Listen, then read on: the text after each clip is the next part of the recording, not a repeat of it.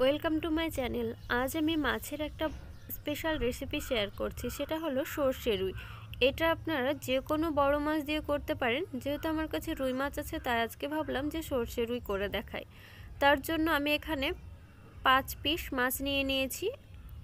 এবার আমি মশলাগুলো দেখে নিই কী কী লাগছে একটা বড় পেঁয়াজকে আমি কুচিয়ে নিয়েছি, সর্ষেকে বেটে নিয়েছি স্বাদ মতো নুন, ধনে গুঁড়ো, লঙ্কা গুঁড়ো, হলুদ গুঁড়ো, আর নিয়েছি কাঁচা জিরেকে গুঁড়িয়ে নিয়েছি, কাঁচা লঙ্কা নিয়েছি, ফোড়নের জন্য নিয়েছি কালো জিরে। সর্ষেটা সামান্য যদি নুন দিয়ে বাটা হয় তাহলে একদমই তেতো ভাবটা থাকে না।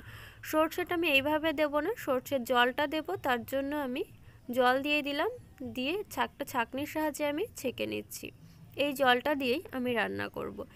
এবার আমি মাছগুলো সর্ষের তেলে ভেজে নেব। মাছগুলো যতক্ষণ ভাজা হচ্ছে তার আগে বলি, আমার রেসিপিটা যদি ভালো লাগে অবশ্যই লাইক করবেন, কমেন্ট বক্সে জানাবেন। আরও নতুন নতুন রেসিপি পেতে আমার চ্যানেলটিকে সাবস্ক্রাইব করবেন ও পাশে থাকা বেল আইকনটা অবশ্যই ক্লিক করবেন, তাহলে সমস্ত রান্নার আপডেট আপনি সবার আগে পাবেন।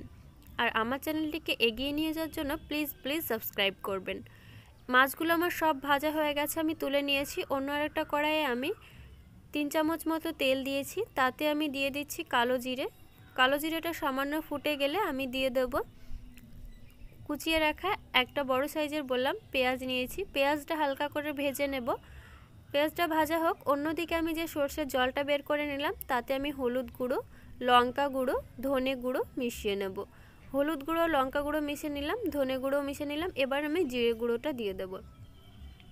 এবার ভালোভাবে মিশিয়ে নিয়ে পেঁয়াজটা হালকা করে ভেজে নিয়ে এই গ্রেভিটা আমি পেঁয়াজের মধ্যে দিয়ে দেব।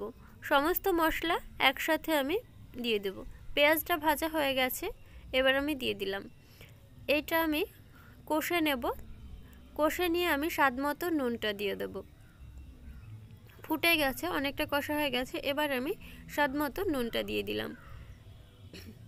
এবার ঝোলের জন্য আমি জল দিলাম 1 কাপ মতো।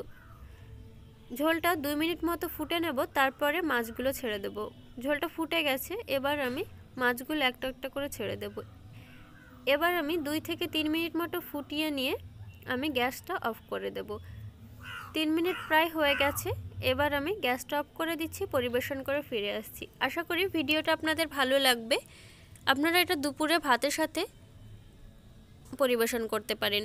তৈরি হয়ে গেল সর্ষে রুই।